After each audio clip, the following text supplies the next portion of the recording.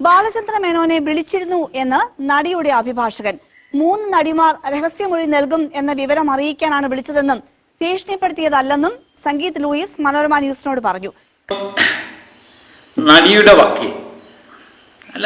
വക്കീലല്ല, ഏതെങ്കിലും ഒരു വാദിയുടെ വക്കീല് പ്രതിയെ വിളിച്ചു പറയുക, ദേ ഇങ്ങനെയൊക്കെ സംഭവിക്കാൻ പോകുന്നേ, രക്ഷപ്പെടാൻ പറ്റുമെങ്കിൽ രക്ഷപ്പെട്ടു എന്ന് ആരെങ്കിലും വിളിച്ചു പറയുക. എനിക്കറിയില്ല. എനിക്ക് ആദ്യത്തെ അനുഭവമായത്. ഞാൻ കേട്ട കഥയിൽ പോലും ഇങ്ങനൊരു അനുഭവം ഇല്ല. വക്കീലന്മാർ തമ്മിൽ സംസാരിച്ചതായിട്ട് നമുക്കറിവുണ്ട്. പക്ഷേ വാദിയുടെ വക്കീല് നേരത്തെ തന്നെ വിളിച്ചു പറയുക, 2-3 ദിവസത്തിനുള്ളിൽ നിങ്ങൾക്കിത് ഒരു പരാതി വരുന്നുണ്ട്, നിങ്ങൾ അതിന് ഏതെങ്കിലും മാർഗം സ്വീകരിച്ചു എന്ന്. അപ്പം മാർഗം സ്വീകരിക്കാൻ പറഞ്ഞാൽ ഉദ്ദേശിക്കുന്നതെന്ന് എനിക്ക് തോന്നുന്നു കാശ് കൊടുക്കാനോ വല്ലതും ആണോ അറിയില്ലേ. ചിലപ്പോൾ ഒരുപക്ഷെ നല്ലവനായ വക്കീലാകാമല്ലേ, ഈ വാദിയുടെ ഭാഗത്ത് നിന്നുകൊണ്ട് പ്രതിയെ സഹായിക്കുക എന്നുള്ള നല്ല മനസ്സുള്ള ഒരു വക്കീലാകാം. മനുഷ്യൻ പല രീതിയിൽ നല്ല ഒരു വക്കീലിൻ്റെ കഥയാണ് ഞാനീ പറയാൻ പോകുന്നത്. അപ്പം ബാലചന്ദ്ര മേനോൻ എന്ന വ്യക്തിക്കെതിരെ ആക്ഷേപം ഉന്നയിച്ച ഒരു നടിയുണ്ടായിരുന്നു. അപ്പം ബാലചന്ദ്ര മേനോനെതിരെ ആക്ഷേപങ്ങളും ആരോപണങ്ങളും ഉന്നയിച്ച് പല കാര്യങ്ങളും പറഞ്ഞു. അപ്പം ഒരു യൂട്യൂബ് ചാനലിലൂടെയാണ്, പല യൂട്യൂബ് ചാനലുകളിലും ഈ വാർത്ത പുറത്തു വന്നു. അപ്പം പലരും അതിൻ്റെ റിയാക്ഷൻ വീഡിയോ ഒക്കെ ചെയ്യുന്നത് കണ്ടു. ഞാൻ ഏതായാലും അത് തൊട്ടില്ല. കാരണം ആദ്യം തൊട്ട് തന്നെ എനിക്കതത്ര അങ്ങോട്ട് വിശ്വസിക്കാൻ പറ്റിയില്ല. നമുക്കൊരു സാധാരണ രീതിയിൽ വിശ്വസിക്കാൻ പറ്റണമല്ലോ, പക്ഷെ പറ്റിയില്ല എന്നുള്ളതാണ്. ബാലചന്ദ്ര മേനോൻ നല്ലതാണോ എന്നൊന്നും എനിക്കറിയില്ല. കാരണം എനിക്ക് ഉറപ്പില്ലാത്ത ബാലചന്ദ്ര മേനോനെ പറ്റി സ്ഥിരമായിട്ട് ഗോസിപ്പുകൾ വന്നുകൊണ്ടിരിക്കുന്ന ഒരു വ്യക്തിയാണ്. അപ്പോൾ എനിക്കറിയില്ല. എന്നാലും അവർ പറയുന്നത് കേട്ട് കഴിയുമ്പോൾ, അതുതന്നെയല്ല ആദ്യത്തെ ദിവസം ബാലചന്ദ്ര മേനോനെ എതിരെ, പിന്നെ വേറെ പലർക്കുമെതിരെ, കലാമണി അങ്ങനെ പോയി എന്നില്ല, അതുപോലെ രാഷ്ട്രീയ നേതാക്കന്മാർക്കെതിരെയൊക്കെ വന്നു കഴിഞ്ഞപ്പം അപ്പോൾ എനിക്ക് തോന്നി, ഈ മലയാള സിനിമയിലും രാഷ്ട്രീയത്ത് കേരള സംസ്ഥാനത്ത് എന്ത് പീഡനം നടന്നാലും എന്ത് പ്രശ്നങ്ങൾ നടന്നാലും സാക്ഷിയായിട്ട് ഇവരുണ്ടോ എന്ന് സംശയിച്ചു. കാരണം എല്ലാത്തിനും മൂകസാക്ഷിയായി ഞാൻ സാക്ഷി എന്ന് പറയുന്നവർ ഇവരുണ്ടവിടെ. തന്നെ ഒരു പൊരുത്തക്കേടായിട്ട് എനിക്ക് തോന്നി. സംസ്ഥാനത്ത് എന്ത് രാഷ്ട്രീയത്തിൽ നടന്നാലും സിനിമയിൽ നടന്നാലും എല്ലാത്തിനും മൂകസാക്ഷിയായിട്ട് ഞാൻ അവിടെ എന്ന് പറയുന്ന ഒരു നടി. അപ്പം ഒന്നുകിൽ അവരോട് പറഞ്ഞതാകാം, അല്ലെങ്കിൽ അവരവിടെ സാക്ഷിയാകുന്നു. എന്നിട്ട് ഇത്രയും നാളും കൊല്ലങ്ങൾക്ക് മുമ്പുള്ള കാര്യങ്ങളാണ്. പക്ഷേ കൊല്ലങ്ങൾ കഴിഞ്ഞിട്ട് ഇവർ ഇതിനൊന്നും പരാതിപ്പെട്ടില്ല എന്നുള്ളതാണ്. പിന്നെ വാർത്താ മാധ്യമങ്ങളോട് വന്നിരുന്ന് ഈ കാര്യം പറഞ്ഞു കഴിഞ്ഞപ്പോൾ അതിനകത്ത് എന്തുമാത്രം വിശ്വസിക്കാൻ പറ്റുമെന്നൊക്കെയുള്ളത് ഒരു ഇതാണ്. അതുമല്ല, 7 നടന്മാർക്കെതിരെ, മലയാള സിനിമയിലെ 7 നടന്മാർക്കെതിരെ, 7 or 6 നടന്മാർക്കെതിരെ പോലീസ് പരാതി കൊടുത്തിട്ടുണ്ട്. അത് മുകേഷിനെതിരെ. അപ്പോൾ അത് പലതവണ നമ്മൾ ചർച്ച ചെയ്ത ആ പരാതി പോലീസ് അന്വേഷിക്കട്ടെ. അപ്പോൾ ഏതായാലും ഇപ്പം നമ്മൾ പറഞ്ഞുകൊണ്ടിരിക്കുന്ന ബാലചന്ദ്ര മേനോൻ്റെ പരാതിയുമായിട്ട് ബന്ധപ്പെട്ട് ബാലചന്ദ്ര മേനോനെതിരെ ആരോപണം ഉന്നയിക്കുന്നതിന് കുറച്ച് ദിവസം മുമ്പ് തന്നെ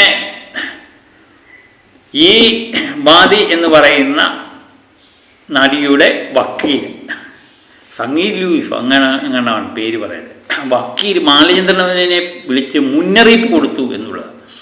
എന്ത് നല്ല വക്കീലല്ലേ. ഞാൻ പറഞ്ഞ സത്യം, ഇങ്ങനെയും നല്ല മനുഷ്യർ കേരളത്തിലുണ്ടോ അല്ലെങ്കിൽ ലോകത്ത് ജീവിച്ചിരിപ്പുണ്ടോ എനിക്ക് അറിയില്ല. കാരണം വാദിയുടെ വക്കീൽ പ്രതിയെ വിളിച്ച് മുന്നറിയിപ്പ് കൊടുക്കുന്നു, ദേ ഇങ്ങനെ നിങ്ങൾക്കെതിരെ കേസ് വരാൻ പോകുന്നു, നിങ്ങൾ അതിന് അനുയോജ്യമായ നടപടി സ്വീകരിച്ചു. അടിപൊളി, എന്ത് നല്ല ലോകം അല്ലേ. അങ്ങനെ ഒരു വക്കീൽ മലയാളത്തിൽ ജീവിച്ചിരുന്നു എന്ന് കേട്ട് കഴിയുമ്പം രോമാഞ്ചം ഉണ്ടാകുന്നില്ലേ? എന്നുണ്ട്. കേട്ടോളൂ. കഴിഞ്ഞ ദിവസം ബാലചന്ദ്ര മേനോൻ ഒരു പരാതി കൊടുത്തിരുന്നു. ഈ ആരോപണങ്ങൾ ഉന്നയിക്കുന്നതിന് മുമ്പ് നടിയുടെ വക്കീൽ എന്നെ ഭീഷണിപ്പെടുത്തി കാശ് ആവശ്യപ്പെട്ടതായിട്ടാണ് മേനോൻ പരാതി കൊടുത്തിരിക്കുന്നത്. അതിനെതിരെ പോലീസ് അന്വേഷിക്കുന്നു. അപ്പം നിശ്ചയമായിട്ടും ബാലചന്ദ്ര മേനോൻ്റെ കയ്യിൽ വിളിച്ചതിൻ്റെ തെളിവ് ഏതായാലും കാണും എന്നുള്ള ഉറപ്പാണ്. അറിഞ്ഞുകൊണ്ടാണോ ഇല്ലയോ എന്നറിയില്ല. ബാലചന്ദ്ര മേനോൻ്റെ ഈ ആരോപണത്തിന് ഈ വക്കീൽ പ്രതികരിച്ചിട്ടുണ്ട്. നമുക്കതൊന്ന് കേൾക്കാം. 13-ാം തീയതി വ്യക്തമായി പറയാം, ഞാൻ അദ്ദേഹത്തിന്റെ ഭാര്യയെ വിളിച്ചു പറഞ്ഞു, ഈ 3 നടിമാര് 154 സ്റ്റേറ്റ്മെന്റ് വ്യക്തമായി കോടതിയിൽ കൊടുത്തു. അയാൾ ഒന്ന് കരുതിയിരിക്കാൻ വേണ്ടിയിട്ടാണ് ഞാൻ ഈ കാര്യം പറഞ്ഞത്. രണ്ടാമത്തെ കാര്യം, ഇയാൾ ഫോൺ എടുത്തു.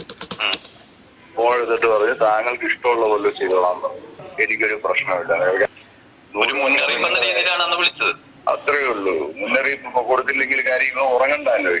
ഇപ്പൊ എന്തിനു ഉറങ്ങുന്നത്? ഇത്രയും ആൾക്കാരെ പീഡിപ്പിച്ച് ഇത്രയും പേരുടെ ജീവിതം പാഴാക്കിയിട്ട് അവൻ ഇയാടത്ത് ഞാൻ പൈസ ആവശ്യപ്പെടാനായിട്ട് ഞാൻ അത്രയും വലിയ മണ്ടനാണ്. ഞാൻ അറിയപ്പെടുന്ന ഒരു വക്കീൽ കുടുംബത്തിലുള്ളതല്ലേ. ഇയാളുടെ പൈസ കൊണ്ടാണ് ഞാൻ ചെയ്യുന്നത്. അടിപൊളി. എന്തിനായിരിക്കും ഈ മനുഷ്യൻ വിളിച്ചത്? വാദിയുടെ വക്കീല് പ്രതിയെ വിളിച്ച് മുന്നറിയിപ്പ് നൽകണമെങ്കിൽ നല്ല മനസ്സാകാൻ പോകുന്നേ. അല്ലെങ്കിൽ എൻ്റെ ആലോചിച്ച് എനിക്ക് ഏതെങ്കിലും ഒരു സംഭവം ഉണ്ടാകുന്നതിന് മുമ്പ് ഒരാൾ വിളിച്ച് പറയുക, ഇടാ ഇവന് ഇന്ന ആൾ നിനക്കെതിരെ പരാതി കൊടുക്കാൻ പോകുന്നുണ്ട് എന്ന് പറഞ്ഞു കഴിയുമ്പോൾ നമ്മൾ തെറ്റുകാരനാണെങ്കിൽ നമ്മൾ ആദ്യമേ ചെയ്യും എങ്ങനെയെങ്കിലും ആ പരാതി പിൻവലിക്കണം. അപ്പോൾ ഉടൻ തന്നെ നമ്മൾ ഫോൺ വിളിച്ച ആളിനെ നമ്മൾ തിരിച്ചു വിളിക്കും. എൻ്റെ പൊന്നു ചേട്ടാ, അല്ലെങ്കിൽ ഇടാ നീ എങ്ങനെയെങ്കിലും അത് പറഞ്ഞൊന്ന് കോംപ്രമൈസ് ആവണം, അവൾക്ക് എന്തെങ്കിലും കാശ് വേണമെങ്കിൽ നമ്മൾ കൊടുത്തേക്കാം എന്ന് നമ്മൾ സ്വാഭാവികമായിട്ട് പറയും. നമ്മൾ തെറ്റുകാരനാണെങ്കിൽ അല്ലേ. ചിലപ്പോൾ തെറ്റുകാരനല്ലെങ്കിലും ചിലപ്പം പറയാം. കാരണം ഇങ്ങനെയൊക്കെയുള്ള കേസ് വന്നു കഴിഞ്ഞാൽ ആകപ്പാടെ പ്രശ്നമില്ലേ. അങ്ങനെ വരാം. അങ്ങനെ ചിലപ്പം എന്നാൽ ഇച്ചിരി കാശ് തന്നേക്കാം. അന്നേരം ഈ വക്കീലോ ഏതെങ്കിലും വ്യക്തി പറയുക, ഒരു പക്ഷെ പറയാം ഇതുപോലെ ഞാൻ അവരോടൊന്ന് സംസാരിക്കട്ടെ, എന്താണ് അവരുടെ വിഷയം എന്ന് ചോദിച്ചു കഴിയുമ്പോൾ അവർ വിളിച്ച് അവരുമായിട്ട് സംസാരിച്ച് അവർ ചിലപ്പം കാശ് ആവശ്യപ്പെടാം, അറിയില്ല. ഇത് ഇപ്പം അങ്ങനെ നടന്നിട്ടില്ല. ബാലേന്ദ്രമേനോൻ ആദ്യമേ തന്നെ ബാലേന്ദ്രമേനോന് ഫോൺ വിളിച്ച് പറയുമ്പോൾ ബാലേന്ദ്രമേനോൻ തനിക്കിഷ്ടമുള്ളത് താൻ ചെയ്തു എന്ന് പറഞ്ഞ് ഫോൺ ചെയ്തു. അപ്പം അങ്ങനെയും പറയാം. എന്നെ വിളിച്ച് പറഞ്ഞാലും ചിലപ്പം പറയാം താൻ തൻ്റെ കാര്യം പോലെ നോക്ക്, ഞാൻ വരുന്നിടത്ത് വെച്ച് ഞാൻ കണ്ടോളാം എന്ന് പറയാം. അല്ലെങ്കിൽ നമുക്ക് പറയാം ഇതുപോലെ ആ വ്യക്തിയോടൊന്ന് സംസാരിക്കുക, നമ്മളെ ആ കുഴപ്പത്തിലാക്കരുത് എന്ന് പറയാം. അവർക്ക് എന്താണ് ആവശ്യമെന്ന് വെച്ചാൽ നമ്മൾ സഹായിച്ചു കൊടുക്കാം. ചിലപ്പോൾ അവർ കാശ് ആവശ്യപ്പെടാം, വേറെ എന്തെങ്കിലും ആവശ്യപ്പെടാം, അങ്ങനെയും വരാം അല്ലേ. ഈ രണ്ട് ചോയ്സുണ്ട്. ഏതായാലും ബാലേന്ദ്രമേനോൻ പറഞ്ഞത് അത് നിങ്ങൾ നിങ്ങളുടേതായ രീതി നോക്കിക്കോ, ഞാൻ എൻ്റെ രീതി നോക്കിക്കോളാം എന്നുള്ള അടിപൊളി മറുപടി തന്നെയാണ് ബാലേന്ദ്രമേനോൻ പറഞ്ഞത്. ഈ കാര്യത്തിൽ ബാലേന്ദ്രമേനോൻ്റെ ആ മറുപടി എനിക്ക് നന്നായിട്ട് സൂചിച്ചു. എന്നാലും ഈ വക്കീലെ നേരത്തെ തന്നെ വാദിയുടെ വക്കീല് പ്രതിയെ വിളിച്ച് മുന്നറിയിപ്പ് കൊടുക്കുക എന്ന് പറയുന്നത് എനിക്കത് വല്ലാത്ത കൺഫ്യൂഷനായി. ഇങ്ങനെയും നല്ല മനുഷ്യർ മലയാളത്തിലുണ്ടോ എന്ന് എനിക്ക് സംശയം. ഉണ്ടായിരുന്നെങ്കിൽ എത്ര നന്നായിരിക്കും അല്ലേ. അപ്പോൾ എല്ലാവരും ഈ കേസ് കൊടുക്കുന്നതിന് മുമ്പ് എല്ലാ വാദികളും അവരുടെ വക്കീലന്മാർ പ്രതിയെ വിളിച്ച് ഇങ്ങനെ പറയുക, ഇപ്പം കേസ് കൊടുക്കാൻ പോകുന്നു എന്തെങ്കിലും. അങ്ങനെയാണെങ്കിൽ ആ വക്കീൽ കോംപ്രമൈസ് ടോക്ക് നടത്തുക, അങ്ങോട്ടും ഇങ്ങോട്ടും ആവശ്യങ്ങൾ കോടതി ഇല്ലാതെ തന്നെ ആവശ്യങ്ങൾ പരിഗണിക്കുക. അതൊക്കെ നല്ല കാര്യമായിരിക്കും. അങ്ങനെ സമസ്ത സുന്ദരമായ ഒരു കേരളമാണ് ഞാൻ സ്വപ്നം കാണുന്നത്.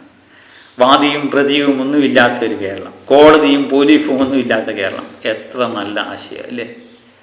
എന്നിട്ട് ഈ മനുഷ്യനെ എല്ലാവരും കൂടെ കുറ്റം പറയും. പാവം എൻ്റെ വക്കീലിൻ്റെ മനസ്സിലിരിപ്പോ കയ്യിലിരിപ്പോ എന്താണെന്ന് എനിക്കറിയില്ല. ഏതായാലും അത് പോലീസ് അന്വേഷിക്കട്ടെ. ബാലേന്ദ്രമേനോൻ പരാതി തന്നെ കൊടുത്തിട്ടുണ്ട്. അപ്പം മറ്റൊരു വിഷയമായി വീണ്ടും എത്താം. Okay, by.